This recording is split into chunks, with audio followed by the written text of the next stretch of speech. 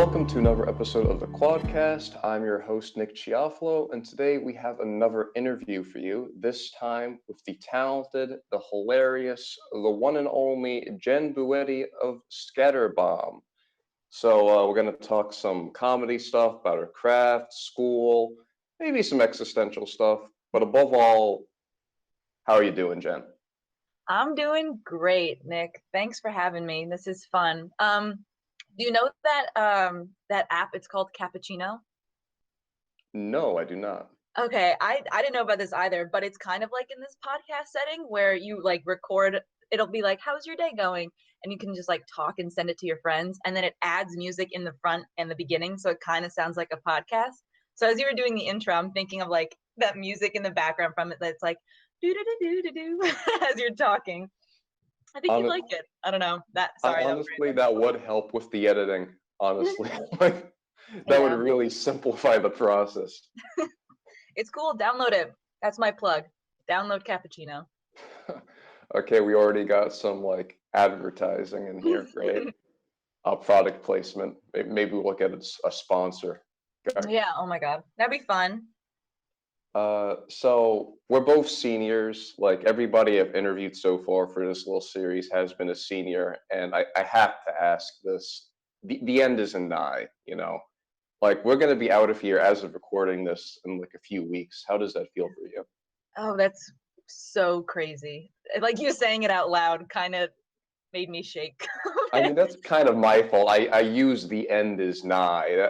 That maybe Like was a that's bit too literally what apocalyptic. it is. It is. If like this whole past year is so apocalyptic in my mind. So that is like the correct phrasing to use. I don't know. I was talking about this with someone yesterday about how last year's seniors they lost the spring semester, which was like really crucial. They didn't see it coming. But kind of this whole year has been like it doesn't feel like we're graduating because I'm like, oh yeah, like next year we're going to in-person class and then it'll be done next year. And it's not. And it's just like trying to get jobs, as we were saying before, like writing all these papers, meeting class online, meeting my friends online, like everything. And then it all just stopped. And then like that's it, kind of. So it does feel super weird. I don't know. I'm just vibing with it. I'm just waiting for this wave to go away and we'll move on to the next thing. So yeah, it's interesting. Cheers to that. That has been the vibe of this past year, isn't it? You know, this vibing with it. Uh, Yeah. Harder for some than for others, but you know, we all find a way to cope. Maybe through comedy, which is really, you know, what we're talking about today. Now, how long have you been a part of Scatterbomb? I joined my freshman year. What they usually do is, um, it was back in 2017. They had a show, and then they do auditions for like after the first show, so people start to see it. I saw it on a flyer and a poster. So my friend actually went to go see the show, and then he told me about it, and then he was like, "We should audition for Scatterbomb." And so I didn't even know about the club in the first place. I saw their posters. I think it was like Kevin Donald, like on a baby. I could totally be making that up. It was like something so random. I was like, okay, like I saw the poster, I remember it, but I didn't know anything about the group because I did like theater before in like high school, but I never did improv or anything like that. So I didn't really know what it was. Yeah, so powerful advertising, I guess, just led you to well, like nice promotional art. I remember Kevin Donald. Wow, like his his picture on a baby. That God, hopefully we could find that for B-roll. I want Oh to my God. It's definitely not for that show. We definitely did it for a show. I feel like that's in my memory somewhere. now. Have you always been into comedy, like comedic performance? Because you mentioned you did do theater, but like, have you always found yourself to be like a comic actor? Um, I don't know. I knew from a young age that like I just like making people laugh because that felt comfortable to me. So I would like, but when I would do theater on a stage, I guess like when I would get nervous or like I'd forget a line, I would like improv something and be like, wow, or like do something funny. And that was like that it's always been comfortable for me to do that.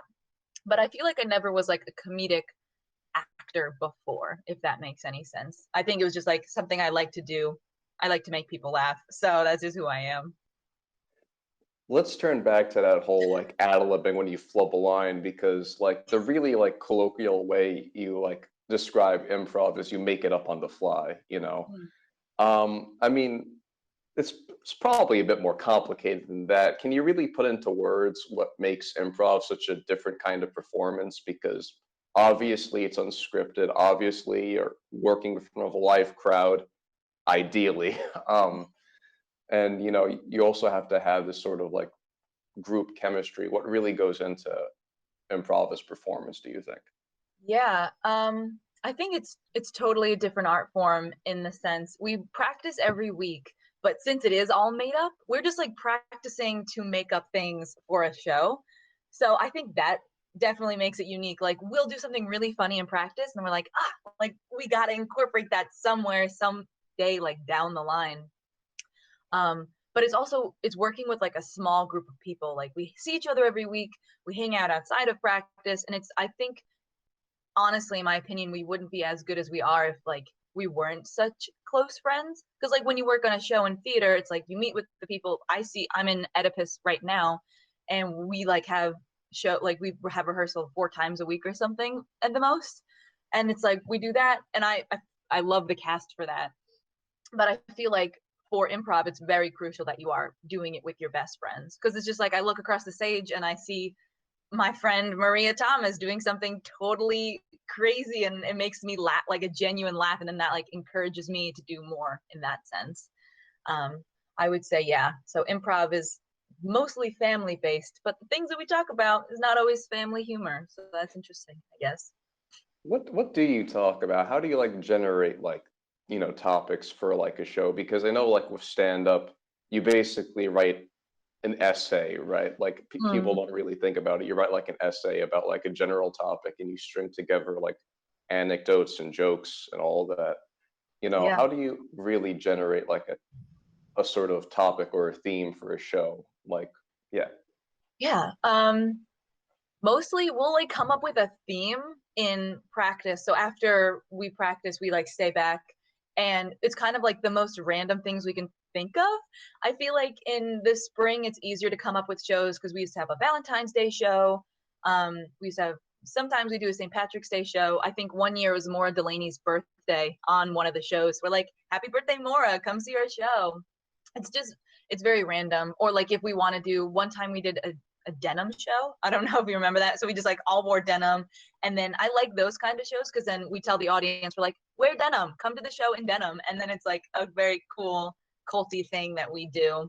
Because we always try to like incorporate the audience into it, I guess, with the themes, making it interesting to them. I don't know. I'm trying to like remember past theme names. We have an Instagram, Scatterbomb MC, where we post all the posters that we put up. Um, and also we do like a bit show, which is fun too. That we'd used to do every March, and it's just like completely random stuff. So we would always like plan little short games for the bit show. Yeah, I don't know. It's the themes never have anything to do with what we talk about in the show. Sometimes, like if we're all wearing denim, we may do a scene where we all come to the wedding dressed in denim, and like we'll incorporate that in the show. Um, but yeah, I think that answers your question. So, no, it does. You're good. Okay. Um, so when you're performing, what do you struggle with most do you think? Like what do you really like what is an obstacle do you think you have to overcome when you're out there vibing with your friends, with your family, you know, trying Mm. to make people laugh on the fly? Um, Good question. I think I'll going back to what you were saying about stand up. I took actually a class with Dr. Kohler, like an independent study with stand up, and I was learning the structure of comedy, and like it felt really comfortable for me. And the first time I've ever like looked down at a piece of paper and been like, I know what I'm gonna say. I know how to act in certain parts of the anecdotes that I'm talking about. So I think the most challenging part with doing it with improv is like not knowing what to say. So like we start a show off with a suggestion, and you don't know what the audience is gonna say. So someone could like shout out like pickles, and you try to do what we do with like ABC, I guess we can call it. So it's like A would be pickles, and then you think of the B word. So something that reminds me of pickles would be salty water, and then C, ocean. So then I would try to do a scene about the ocean. So it's like trying to come up with A, B, and C on stage in like a split second, because then someone's gonna go out. We like try not to have dead space. So I always like I feel like I am that kind of person anyway. Like I'm always like, okay, like what am I gonna do? And like I try to think of something funny right off the bat. So that's challenging, not knowing. Like still 4 years later, I'm just like, I am at the mercy of whatever someone says, and that's I love that. I love how it's so spontaneous, but it's also terrifying some days. Yeah, it's really going back to the idea of like group chemistry, because really like it's all about trust, isn't it? Like putting your trust in your fellow performers and like expecting them to pick up a cue and for them to pick you back up. Like, that's pretty difficult, I have to admit. Like I remember like because we've done theater together, right? Yeah. Yeah, back in the day. Yeah, way back in the day in the before times. We have, oh my God, prehistoric times. But like the way that was, you come in, you have a script, and you know your lines, and basically, I mean, obviously, there's a lot of trust that goes in that, but it really just comes down to knowing your lines and your cues. You don't have that like in improv, you don't have that written out for you. So really, it's like you mentioned this earlier, you have to really get to know like your fellow performers and stuff like that, and kind Definitely. of like be in sync with them, be in tune. Yeah, because Um, there's no like main character in improv, you know? Like you can't go backstage and be like, oh, okay, like regroup. It's kind of just you're there and you're on all the time.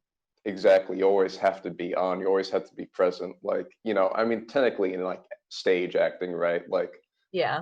if you're a bit part, you shouldn't dissociate like and think like when your next line is going to be. You shouldn't just be like waiting for your next line to go on. Oh my God. Yeah, no. Did you ever do that? I feel like I have. I remember in She Kills what happened. Because basically you directed that show with like Gabby Casper. Like Yeah. Um, I was mostly at the table on the back, and I'll never forget after our first show. Mhm. Like my family came and they said nice things and everything, but my brother, who was always brutally honest with me, he said, "You look like somebody has always spit in your face." Like I Oh my like God.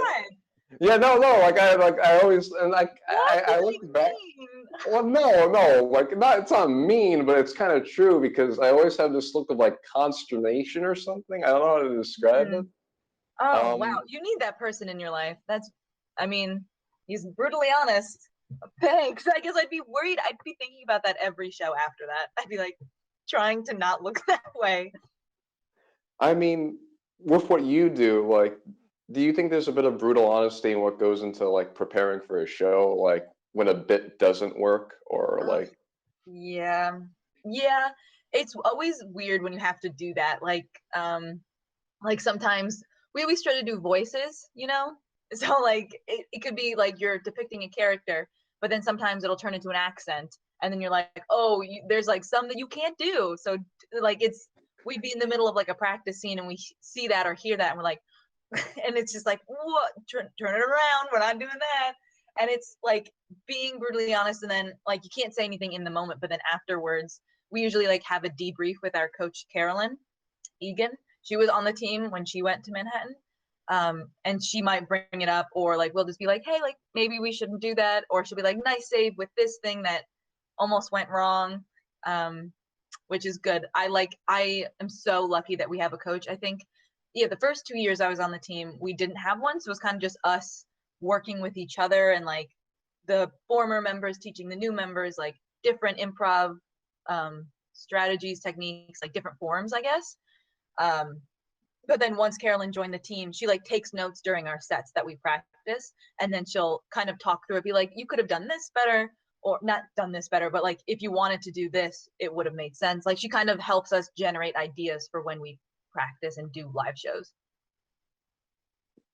going back to that whole topic of like coaching and everything like that, what do you feel you've learned the most about like performing in comedy, over your 4 years of doing Scatterbomb? Um, that's a great question. The The most that I've learned about myself or in general. I mean, either. I mean, like, what's a Yeah. profound truth you've Yeah. garnered from like making stuff up on the fly and making people laugh, you know? Hmm. I'd say trusting myself. I feel like because I am a naturally outgoing person, but like when it comes to performing, I was always so used to being told what I had to say, where I was standing, like what I look like in certain parts. And like the first couple shows of Scatterbomb, like I didn't do much because it was still new to me. I felt very awkward and uncomfortable. But now like I'm happy to say like I'm much more confident in myself and like my stage presence. And I think that also goes with like trusting my other team members or my other group members, because like if I can feel confident and like do a wacky thing, then like we're all doing the wacky thing in the end, you know? So it's not just solely like the light's not on me. It's widening out to the group. So I feel like I have more room to do whatever and be weird on stage. Let's stick on the weird stuff because that's one of my favorite parts of these interviews, going to the weird stuff. Do you have any like weird like stories, like any nice bits you remember or spontaneous moments that you could recall? Yeah.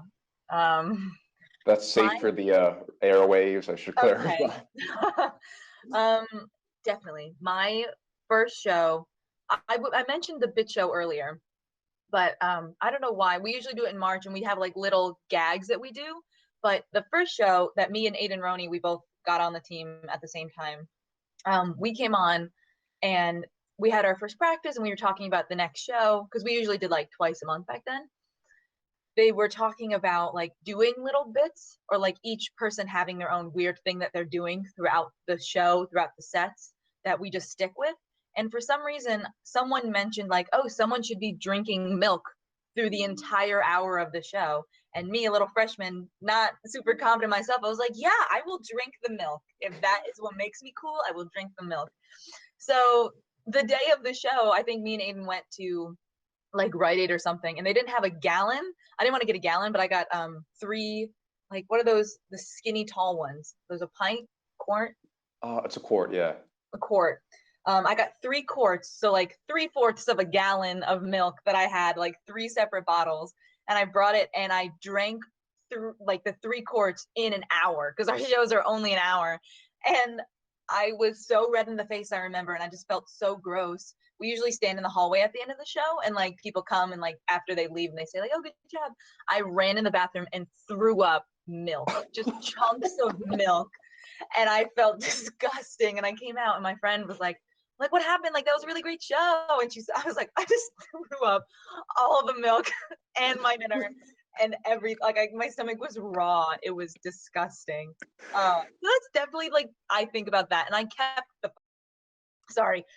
the stupid quart for like years. I finally just like I used to bring it with me at school and just have that daily reminder of like you threw up at your first improv show. Yeah. What we Crazy. do for the sake of art, what we do Yeah, for dude. Yeah, I love it. Wouldn't change a thing. And I'm trying to think. That is like definitely the most big. That's like the biggest moment I can think of. And usually like I'll go back to like I like the bit shows the most because we do such weird things. What we normally do, I don't know if you've heard this, but like at the end of every show, we have like little jalapeno peppers, and we do like hot prov, I think we call it. So it's just us eating jalapenos throughout the like last 10-15 minutes of the show, and also beat red, like crying, can't feel our tongues, and Brendan Haney, who was on the team before, he threw up after that, and he was like, "Oh, I can't." Like it was disgusting. I think it was him. Sorry, Brendan, if it wasn't you. But I feel like one of us, a lot of throwing up happens in improv. You don't know about. It happens all the time. We do it That's to the ourselves. industry secret. That's the industry secret that I've that we're all learning today. You Yeah. throw up a lot after doing improv. Yeah. Yeah. Not from It's nerves, from it's food. not from the faint of it's not for the faint of stomach. It's Mm-mm. not for the gastrically weak. No. Yeah.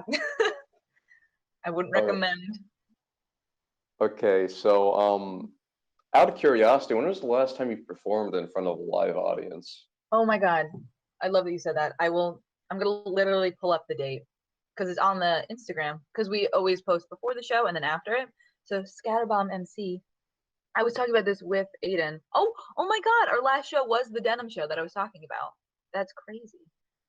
It was March 6th. This was Yeah. Wow, jeez. Yeah. Over a year. Yeah. How much do you miss that feeling of performing live? Like so much. There's nothing like it. You can't replace that feeling. So, in the fall we did the Laramie project, and it was on Zoom, and that was like the first show. I assistant directed that because I didn't know how a Zoom show would work.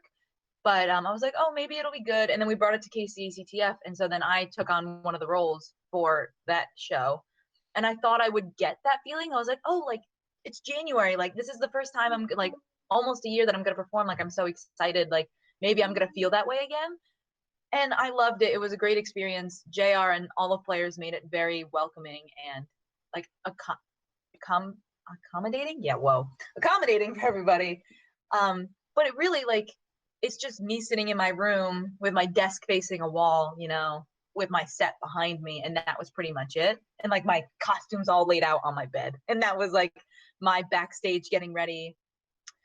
And it was nice, but it's different. For Scatterbomb, we'd show up like 2 hours early in Hayden 100. We'd sometimes order a pizza, get some soda, like just talk about our days, like prep, like get like you would be nervous for a real live show, and like I love those nerves, and it's just like talking to each other, bonding, and then like hearing the audience is my favorite part. Like when we're standing in the hallway about to go in, and like hearing them be excited and being like, oh, like I wonder what they're gonna do tonight, or just hearing about other, like just hearing people is really nice, and like getting that live reaction. So like when you're doing a Zoom show, you don't know if the audience is clapping, if they're even watching, you know. So I definitely miss being with people and that feeling. There's nothing like it. I love it so much. I'd love just making people laugh. Like I've literally been saying this whole time, and I miss it so much. That's rather wholesome. I have to admit that is pretty wholesome. So with that, I guess we can go into the existential stuff. What do you fear the most in your life? Oh my God. Okay. So, I definitely fear, I saw it on the internet like when I was 13 and I can never let it go. That thing where it's like you can swallow spiders in your sleep. You know what I'm talking about? Yeah. I think I am I think I've heard of terrified this. because like sometimes, you know, I'm not perfect. I eat in my bed and I have a little bit of crumbs left over, and sometimes an ant or two will snuggle up with me at night. So I'm thinking definitely a spider is going to come get me, and I'm terrified. That was a more Terrified. that was a more tangible answer than I expected. I meant like in general, like do you fear aging? Do you fear obsolete? Like it's a good answer. Like God, yeah. I definitely fear death. Depends on the time of month, though. Time of month, definitely. If you know what I mean. the Uh, time of month, like if it's like you know, my lunar calendars tell me how my emotions are feeling. It'll be like a certain Tuesday at the end of the month, and then I'm like, oh my God, I'm literally gonna die. What's the point? And then I'm like, I can't die. Like if I were to die tomorrow, what like would my to-do list ever get done? That is literally like the first thing that I think about. Like, no one's gonna finish my tasks if I don't, but I could die tomorrow, and then I go to bed. so that to-do list. Where do Yes. you see yourself, give or take a few years, once your MC is well behind you and ideally you have a career? Where do you see yourself? Well, ideally, right now, the way my path is taking me, I'm going to go into teaching and teach English. High school English is what I want to do. Maybe get into like the more research side of education, do that kind of work. But what I really would like to do, UCB in New York closed, but I would love like to start taking improv classes and other theater things, and maybe getting on the stage and doing that like part-time. That would be something really cool to do. But UCB closed for the pandemic, so I don't know if it's going to open back up soon or not. So the improv future of Jenn Bueti is still wide open. Still wide open. If anyone wants to take me, I'll go. You don't even have to ask. I'll just go. I'll come. Okay, so now it's my favorite part of the show. Your mandatory plug segment. What do you have to plug on behalf of Scatterbomb? Okay, inside Scoopy Scoop. It's not official yet, but at the end of April, we are going to try to have an in-person show. It's nice outside. Weather's getting warmer. People are getting vaccinated. The pods are getting bigger. So we're hoping for. Ideally, I hope I'm not over speaking and like ruining surprises or anything. But we want to do a live in-person show to get back this feeling that I've been craving and chasing for the last year, over a year. Maybe we're thinking somewhere like Jasper Backyard, maybe on a rooftop somewhere where we can just get the community back together and do a show. I think we were thinking about doing it in Hayden 100 where we usually do shows, but that is like the max is 50 because it's like every other seat or whatever.